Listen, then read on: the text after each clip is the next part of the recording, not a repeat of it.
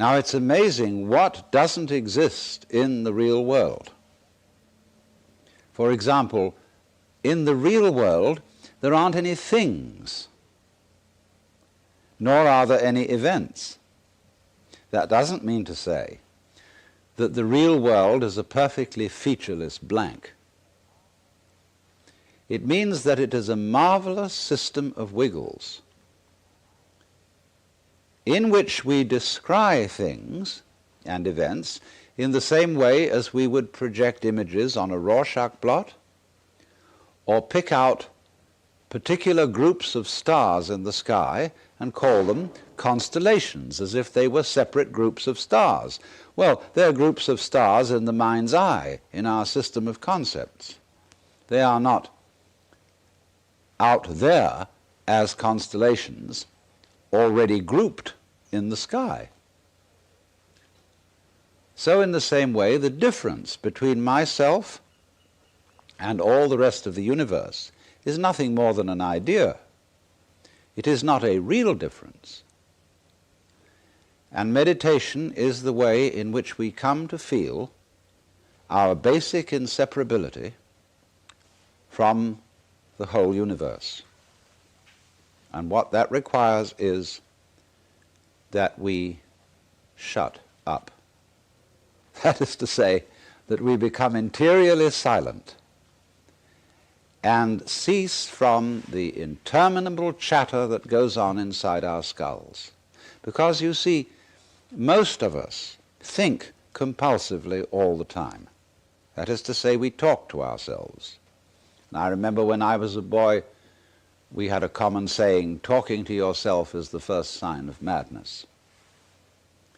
Now, obviously, if I talk all the time, I don't hear what anyone else has to say. And so in exactly the same way, if I think all the time, that is to say, if I talk to myself all the time, I don't have anything to think about except thoughts. And therefore I'm living entirely in the world of symbols, and I'm never in relationship with reality. All right, now that's the first basic reason for meditation. But there is another sense, and this is going to be a little bit more difficult to understand, why we could say that meditation doesn't have a reason or doesn't have a purpose. And in this respect, it's unlike almost all other things that we do, except perhaps making music and dancing. Because when we make music, we don't do it in order to reach a certain point, such as the end of the composition. If that were the purpose of music, to get to the end of the piece, then obviously the fastest players would be the best. And so likewise, when we are dancing, we are not aiming to arrive at a particular place on the floor, as we would be if we were taking a journey. When we dance, the journey itself is the point. When we play music, the playing itself is the point. And exactly the same thing is true in meditation. Meditation is the discovery that the point of life is always arrived at in the immediate moment. And therefore, if you meditate for an ulterior motive, that is to say, to improve your mind, to improve your character, to be more efficient in life, you've got your eye on the future and you are not meditating. Because the future is a concept. It doesn't exist. As the proverb says, tomorrow never comes. There is no such thing as tomorrow. There never will be, because time is always now. And that's one of the things we discover when we stop talking to ourselves and stop thinking. We find there is only a present, only an eternal now. So it's funny then, isn't it, that one meditates for no reason at all, except we could say for the enjoyment of it. And here I would interpose the essential principle that meditation is supposed to be fun. It's not something you do as a grim duty. The trouble with religion as we know it is that it is so mixed up with grim duties. We do it because it's good for you. It's a kind of self-punishment. Well, meditation, when correctly done, has nothing to do with all that. It's a kind of digging the present. It's a kind of grooving with the eternal now. And brings us into a state of peace where we can understand that the point of life, the place where it's at, is simply here and now. The easiest way to get into the meditative state is to begin by listening. If you simply close your eyes and allow yourself to hear all the sounds that are going on around you, just listen to the general hum and buzz of the world as if you were listening to music. Don't try to identify the sounds you're hearing. Don't put names on them. Simply allow them to play with your eardrums. And let them go. In other words, you could put it, let your ears hear whatever they want to hear. Don't judge the sounds. There are no, as it were, proper sounds or improper sounds, and it doesn't matter if somebody coughs or sneezes or drops something. It's all just sound. And if I am talking to you right now and you're doing this, I want you to listen to the sound of my voice just as if it were noise. Don't try to make any sense out of what I'm saying, because your brain will take care of that automatically. You don't have to try to understand anything. Just listen to the sound. As you pursue that experiment, you will very naturally find that you can't help naming sounds, identifying them, that you will go on thinking, that is to say, talking to yourself inside your head automatically. But it's important that you don't try to repress those thoughts by forcing them out of your mind, because that will have precisely the same effect as if you were trying to smooth rough water with a flat iron. You're just going to disturb it all the more. What you do is this. As you hear sounds coming up in your head, thoughts, you simply listen to them as part of the general noise going on, just as you would be listening to the sound of my voice, or just as you would be listening to cars going by or to birds chattering outside the window. So look at your own thoughts as just noises. And soon you will find that the so-called outside world and the so-called inside world come together. They are a happening. Your thoughts are a happening, just like the sounds going on outside. And everything is simply a happening, and all you're doing is watching it. Now, in this process, another thing that is happening that is very important is that you're breathing. And as you start meditation, you allow your breath to run just as it wills. In other words, don't do at first any breathing exercise, but just watch your breath breathing the way it wants to breathe. And notice a curious thing about this. You say in the ordinary way, I breathe, because you feel that breathing is something that you are doing voluntarily just in the same way as you might be walking or talking. But you will also notice that when you are not thinking about breathing, your breathing goes on just the same. So the curious thing about breath is that it can be looked at both as a voluntary and an involuntary action. You can feel on the one hand, I am doing it, and on the other hand, it is happening to me. And that is why breathing is a most important part of meditation, because it is going to show you, as you become aware of your breath, that the hard and fast division that we make between what we do on the one hand and what happens to us on the other is arbitrary. So that as you watch your breathing, you will become aware that both the voluntary and the involuntary aspects of your experience are all one happening.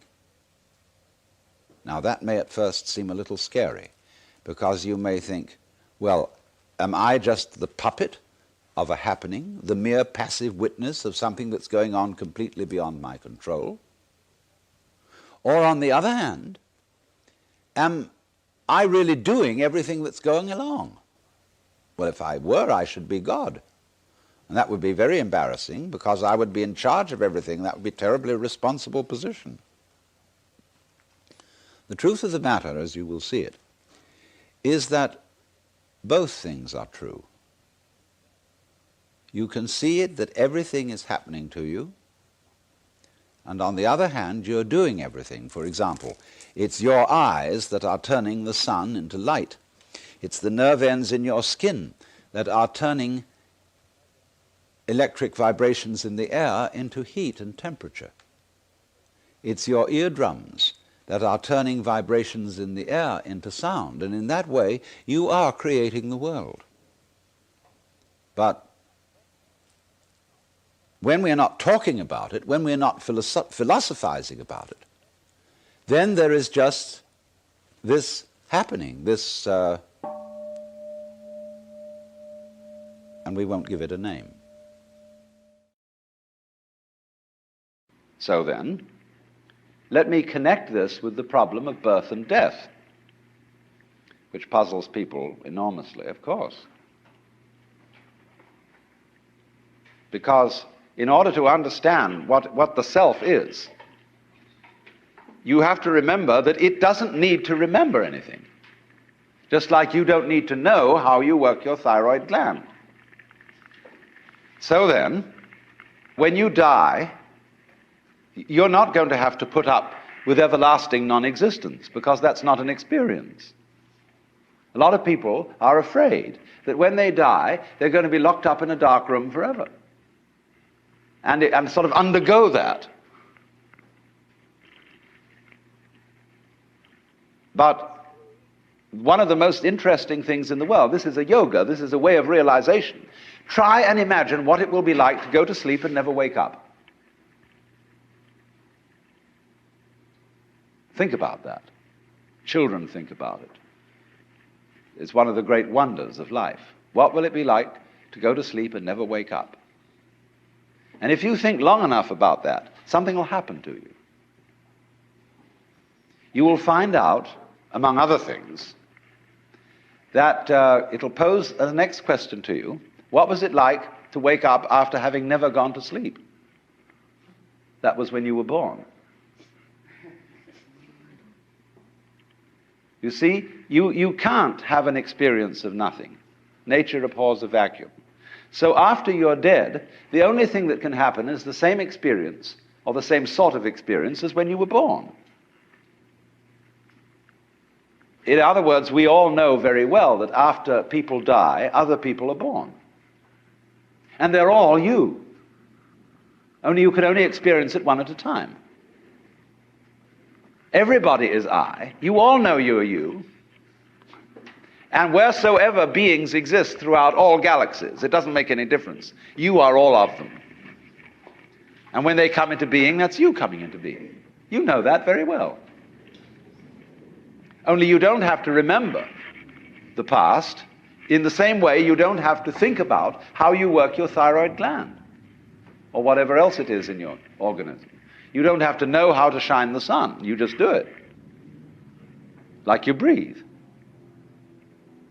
Doesn't it really astonish you that you are this fantastically complex thing? And that you're doing all of this and you never had any education in how to do it? You never learned, but you're this miracle? Well, the point is that from a strictly physical, scientific standpoint, this organism is a continuous energy with everything else that's going on. And if I am my foot, I am the sun. Only we've got this little partial view. We've got the idea that, no, I'm just something in this body. The ego. That's a joke. The ego is nothing other than the focus of conscious attention. It's like a radar on a ship. The radar on a ship is a troubleshooter. Is there anything in the way? And conscious attention is a designed function of the brain to scan the environment, like a radar does, and note for any trouble-making changes. But if you identify yourself with your troubleshooter, then naturally you define yourself as being in a perpetual state of anxiety. And the moment we cease to identify with the ego and become aware that we are the whole organism, you realize as the first thing how harmonious it all is. Because your organism is a miracle of harmony. All this thing functioning together. Even those corpuscles and creatures that are fighting each other in the bloodstream and eating each other up. If they weren't doing that, you wouldn't be healthy. So what is discord at one level of your being is harmony at a higher level.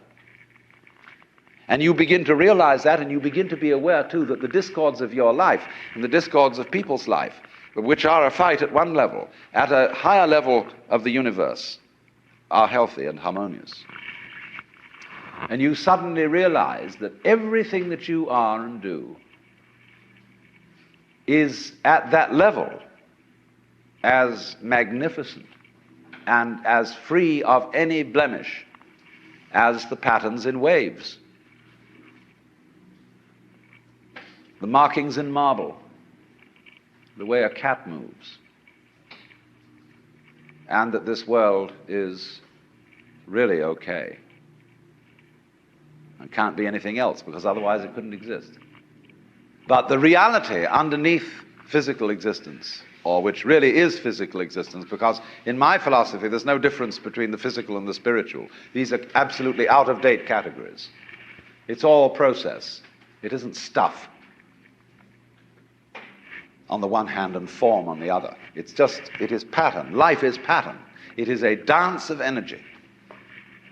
So I will never invoke spooky knowledge. That is to say that I've had a private revelation or that I have sensory vibrations going on a plane which you don't have. Everything is standing right out in the open. And it's just a question of how you look at it. So you do discover, when you realize this, the most extraordinary thing to me that I never cease to be flabbergasted at whenever it happens to me.